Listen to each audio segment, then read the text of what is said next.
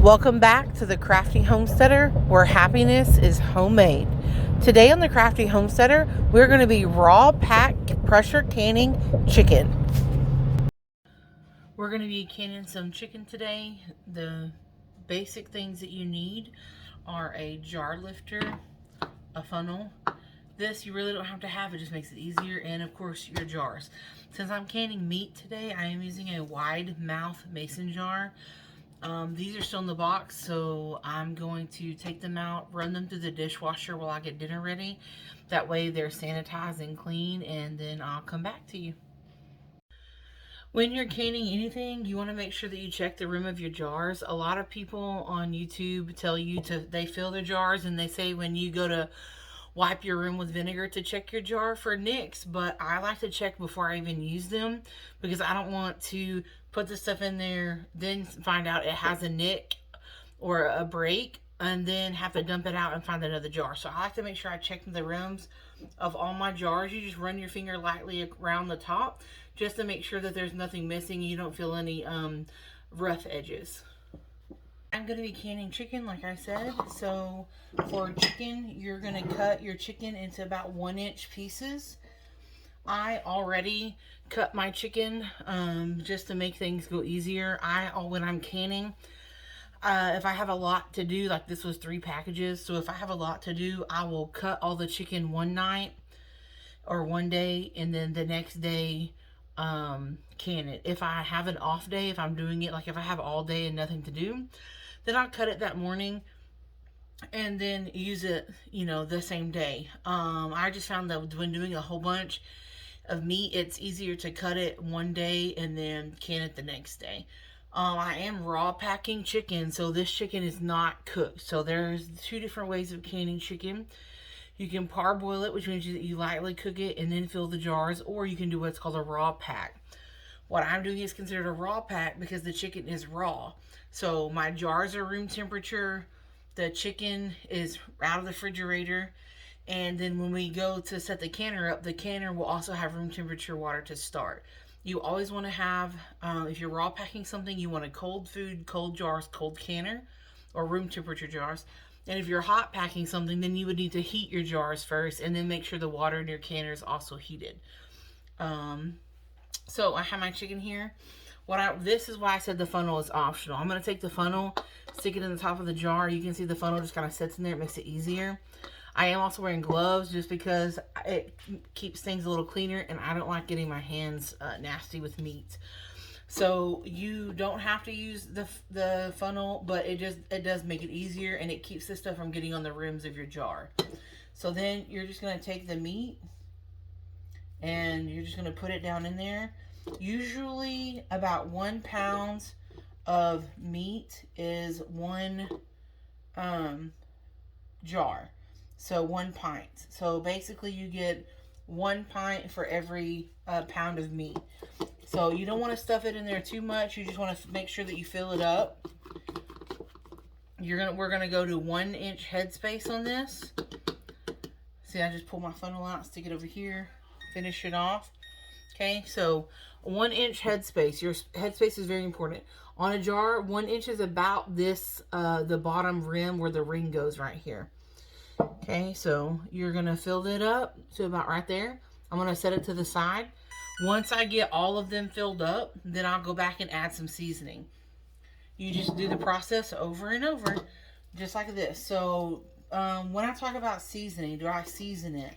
The reason I season it, once you can this, you pressure can it. Once it's done, it's shelf stable. So it would be just like you going to the store and buying a metal can of chicken. The difference is that when I'm doing this, one, I know what's going into it. So like my husband can't have a lot of salt. So I don't have to put salt in it. Then it's just going to have whatever sodium is naturally in the chicken. So I normally season my meat beforehand because that way if I need to if we just need to pop the can open and eat it right out of the jar, you can do that, and it's not just going to be tasteless chicken. It'll have flavor. Another reason I do that is because it helps with cooking dinner. So like if I want chicken and dumplings or if I want tacos, I can put taco seasoning in some. I can put garlic, pepper, onions in some. The salt or flavorings, you know, and whatever's in there. And then the meat's already seasoned when I go to use it. I normally use the same seasonings in all of it. I do garlic, pepper, and sometimes some Tony Satchins. You can see right here, if you don't have a funnel, you can just grab the meat, put it in here. We're going to clean these jars anyways. You have to wipe the rim of the jars anyways. Sometimes it's easier to get a little quicker not to use the funnel. It's just really your preference on whether or not you want to do that. See, I got a little in there. I'm going to wipe the rims in a little bit. Push it to the side. I'm going to do another one. You just fill it to meat. I am going to be pressure canning this. It's recommended that you only pressure can meat, that you do not water bath it. I know that in some countries and in some places you can water bath meat, but I have a pressure canner, so that's what I'm going to be using today. A Presto pressure canner.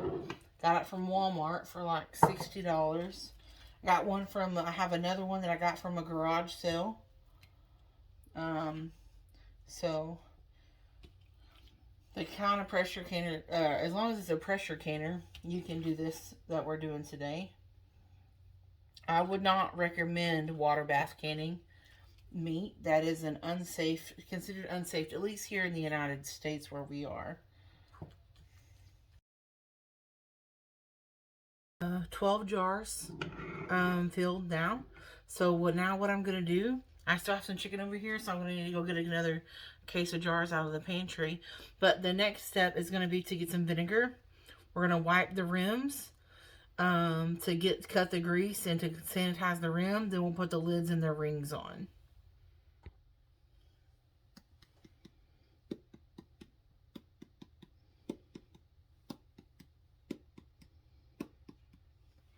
Peppers in. Now I'm going to put some garlic powder. You want to add your seasoning before you wipe the rims. That way, if you get a little bit on the rims, you wipe it off. You don't want that little speck of pepper or seasoning to keep you from your jars from sealing. So I always like to add my seasoning and then wipe my rims. I'm just going to have a paper towel. You can use a cloth, a wash rag, or a cloth. I'm just going to use a paper towel here. My bottle of vinegar. Just going to put some vinegar on it. And then I'm going to take the paper towel and I'm going to wipe the rim all the way around. Just like that. I'm going to set it to the side.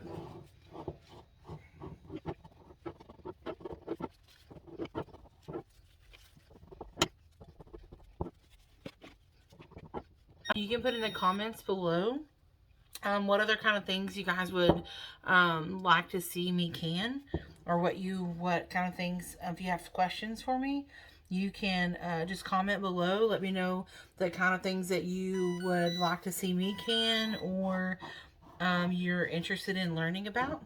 Alright, so we wiped all of our rims with the vinegar.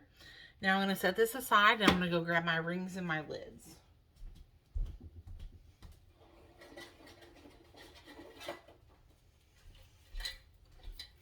If you're water bath canning, then you need to, it's recommended that you wash and sanitize your lid. Since we're pressure canning, I'm not worried about that.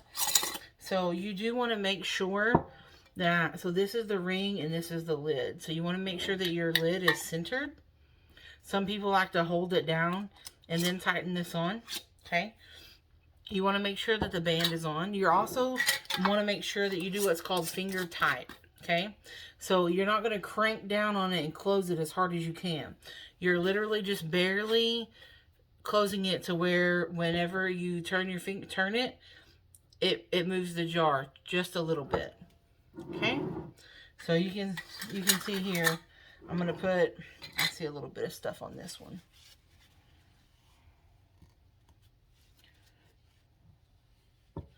You're going to put your lid in your ring. I'm going to tighten the ring until it moves the jar, and then we're done. That's as tight as it needs to be. If you over tighten it, then your lids can buckle. You can get to where it can cause your lids not to seal. I definitely don't want my lids not to seal, especially with all this good meat going in here. But the headspace that we talked about, the 1-inch headspace, is very important. That's the distance that you leave empty in your jar. That's considered your headspace. And how tight you put your rings and lids on is very important.